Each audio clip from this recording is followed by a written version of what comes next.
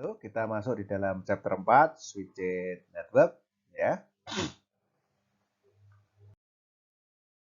Bagian pertama yaitu LAN design. Bagaimana kita mempersiapkan mendesain suatu jaringan skala kampus ya.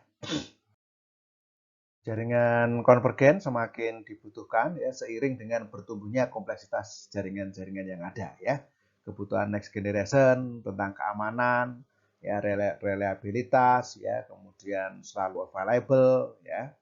Kemudian harus mendukung juga tuntutan kerja secara global ya. Harus bisa diintegrasikan dengan piranti-piranti lama dan sebagainya. Jadi dari sinilah muncul namanya kebutuhan jaringan yang konvergen. Kebutuhan tersebut, jaringan konvergen memberikan penyelesaian dengan mengintegrasikan ya voice, video, dan data di dalam satu jaringan fisik. Ya. Jadi bisa diterapkan dan dikelola ya beberapa traffic tersebut di dalam satu jaringan fisik. Ya. Jadi inilah jaringan konvergen. Nah, topologi jaringan Cisco Borderless ya, atau disebut dengan Cisco Borderless Network ya memberikan fitur-fitur berikut ini. Ya, jadi yang pertama, organisasi harus dapat terhubung dengan setiap orang, dimanapun, kapanpun, menggunakan piranti apapun, ya, secara aman, reliabilitas, ya, reliable, ya, dan seamless. Ya. Kemudian yang kedua, menyediakan framework, ya, menyediakan framework yang menyatukan akses kabel dan nirkabel, ya, menyatukan kebijakan, akses kontrol, dan kinerja jaringan yang ciamik, ya, dalam berbagai tipe piranti. Ya, yang ketiga, menyediakan network service, ya, user dan endpoint service ya, yang dapat dikelola secara terintegrasi. Jadi ini Cisco Borderless Network ya.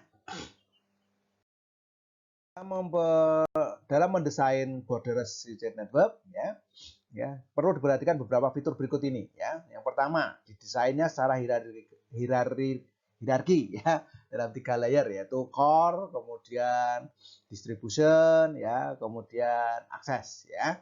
Kemudian yang kedua, modularitas ya. Jadi kita punya modularitas ya. Yaitu apa? Servisnya terintegrasi ya, seamless network ya, siap diekspansi yaitu modularitas ya. Kemudian resiliency ya atau jaringan yang selalu available ya. Kemudian fleksibilitas, jaringan yang traffic load-nya sudah cerdas begitu ya, fleksibel ya. Hierarki di dalam borderless switched network dibangun di dalam 3 layer yaitu akses, distribution, dan core ya. Jadi kalau kita bagian akses ini ya, kita lihat switch akses ini adalah bagian yang terhubung langsung ke end user ya, terhubung langsung ke end user. Kemudian yang kedua bagian distribution ya, ini adalah penghubung antara akses dengan core ya, penghubung antara akses dengan core. Jadi dia fungsinya apa? Misalkan menggabungkan beberapa broadcast domain ya, kemudian meroutingkan ya, kemudian switching yang cerdas ya, kemudian membangun policy, ini distribution ya. Sedangkan core apa? Core itu intinya satu, yaitu apa? High speed backbone konektivitas. Jadi dia provide fault isolation ya. Jadi untuk apa? Mengurangi atau meniadakan, bahkan dikatakan meniadakan down-nya suatu jaringan ya, dan high speed yang backbone ya. Jadi itu backbone itu adalah core-nya ya. Pembangunan LAN switching secara hierarki ini tentunya akan dapat mendukung ya fleksibilitas, kemudian traffic management ya, dan juga tambahan-tambahan fitur lainnya misalkan QoS ya, kemudian keamanan ya, kemudian mendukung wireless networking ya, kemudian juga mendukung teknologi-teknologi baru. Ini beberapa model piranti jaringan ya. Yang pertama sering disebut dengan fixed configuration ya. Jadi sudah fix jumlah portnya misalkan 24, 48 dan sebagainya. Kemudian yang modular configuration. Jadi ini bisa ditambah-tambah ya. Biasanya ini untuk yang organisasi yang sudah sangat bagus biasanya menggunakan ini ya. Nah, ketika kita memilih switch mana yang perlu kita beli, biasanya kita memperhatikan ini yang pertama biaya, harganya. Ya, kemudian jumlah portnya, misalkan ya powernya, ya, kemudian kecepatan portnya, ya, frame bufferingnya, memorinya misalkan untuk menyimpannya ya, atau perluasan ya. Kalau perluasan ya berhubungan dengan modular tadi ya. Ya, kita masuk bagian yang kedua yaitu lingkungan dari switching. Ya, switching konsep umum dalam jaringan dan telekomunikasi ya. Switch teman-teman bekerja dengan menggunakan dua hal, yaitu namanya ingress port dan destination port ya, destination address ya. Nah, ingress port itu apa? Jadi misalkan suatu message masuk ya ke dalam port 5 misalkan gitu ya. Oh, source address dari message ini, frame ini ya itu adalah AC, misalkan gitu ya. Ini source address-nya. Nah, kemudian destination address dari frame ini itu adalah misalkan EA.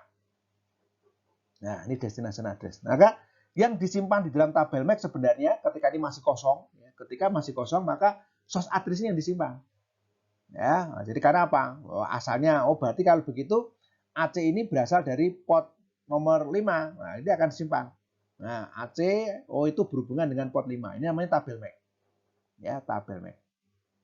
Nah, ya kadang-kadang orang menyebut dengan tabel port. Ya. Nah, kemudian kalau ini sudah komplit, itu sudah lengkap, ya, maka ketika dia membaca destination-nya EA, ya, maka dia akan melihat, oh EA itu ada di port berapa? Port 4, maka dia akan diteruskan menuju ke port 4 dan port 4 akan keluar. Jadi cara kerja dari switch. Ya. Nah, misalkan destination address-nya adalah AE. AE ternyata belum ada di dalam port ini, maka dia akan di broadcast ke semua port yang ada ya kecuali ke port ingress-nya. Jadi itu cara kerja dari switch. Nah, untuk switching forwarding methods ya, metode forwardingnya ya, yang pertama adalah store and forward, ya, store and forward, ini store and forward. Yang kedua adalah cut throughs, ya. Store and forward itu apa? Ketika suatu frame masuk, ya, maka frame itu akan dibaca sampai belakang, artinya baca semua, tidak hanya source address dan destination. Ya, tapi sampai belakang, sampai dipastikan dulu CRC-nya, ya, cyclic redundant check-nya, apakah dia ada error atau enggak. Kalau enggak ada error, baru dia diteruskan. Jadi istilahnya apa? Store, simpan, baru di forward. Nah, yang kedua, metode mekanisme forwardingnya adalah apa? Cut through. Artinya apa? Ketika frame masuk, ya tidak perlu dibaca sampai belakang. Ya, tetapi bisa ketika dia sudah sampai ke destination address, dia sudah tahu alamat tujuannya. Nah, ini langsung di forward. Nah, ini namanya cut through. Jadi waktunya lebih cepat. Ya, jadi ini cut through. Nah, ini penjelasan lebih detailnya untuk store and forward. Ya, jadi dia sampai ke semuanya dibaca. Ya, sampai dengan error checking, ya, buffering dibutuhkan mestinya ya. Jadi dalam konteks store and forward ini masih dibutuhkan memori yang cukup baik ya. Nah, store and forward ini teman-teman, ini merupakan metode yang dipakai oleh Cisco. Yang paling utama biasanya dia menggunakan ini, store and forward. Nah, di dalam cut through ya, tadi satu store and forward, yang kedua cut through ya.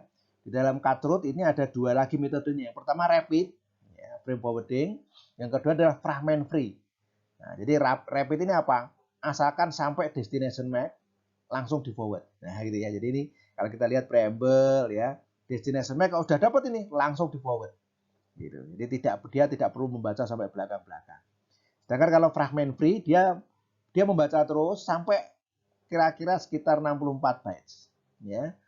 Baru dia memforwardkan. Ya, jadi seperti itu. Ini perbedaan rapid dengan fragment free ya. Tapi dua-duanya tidak sampai ke belakang sekali ya.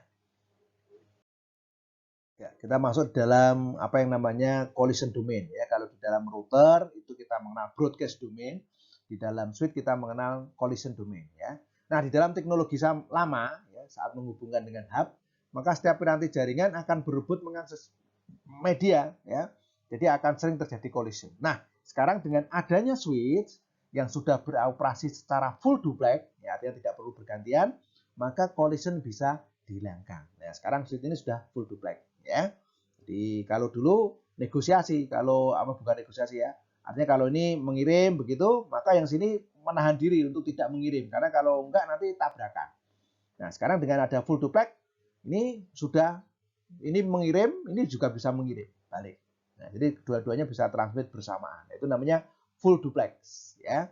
Nah, karena yang piranti lama kadang-kadang nggak duplex, sedangkan piranti baru kita biasanya sudah full, maka kadang-kadang kita perlu kompatibilitas, yaitu auto negotiation. Ya, jadi bisa juga. Jadi untuk full duplex nanti bisa di setting auto. Ya, jadi kita bisa ada tiga ya, half duplex, full duplex dan auto. Kalau auto itu mengikuti yang rendah. Yang satu ini full, kemudian sana half, berarti autonya kita akan menjadi half. Demikian untuk yang half duplex sama full duplex. Ya, intinya kalau full duplex itu dua-duanya bisa mengirim dalam waktu yang bersamaan. Kalau half duplex harus bergantian. Ya. Sebuah switch ya atau multiple interconnected switch ya itu akan membentuk satu broadcast domain. Jadi ini satu broadcast domain teman-teman. Ya. Ini juga satu broadcast domain. Jadi artinya apa? Suatu switch ketika dia menerima frame dengan tujuan broadcast ya atau tidak ada dalam tabel, dia akan dilemparkan ke semua portnya. Ini namanya di broadcast. Ya, sehingga sampai ke switch yang lain ini juga nggak punya tabelnya akan dilemparkan lagi. Jadi itu namanya broadcast domain. Ya, nah sebab itu kalau ini semakin banyak, ya ini switch lagi begitu misalkan ya semakin banyak maka nanti broadcast domain semakin besar. Jadi kalau ada frame yang sifatnya broadcast nanti akan membebani jaringan. Oleh sebab itu kadang-kadang broadcast domain ini harus diperkecil. Cara memperkecilnya dengan apa? Yaitu apa? Dengan menambahkan router tentunya. Nah, gitu ya. Jadi router itu untuk ngeblok broadcast ya. Karena apa? Terlalu banyak broadcast akan membuat jaringan bisa down ya.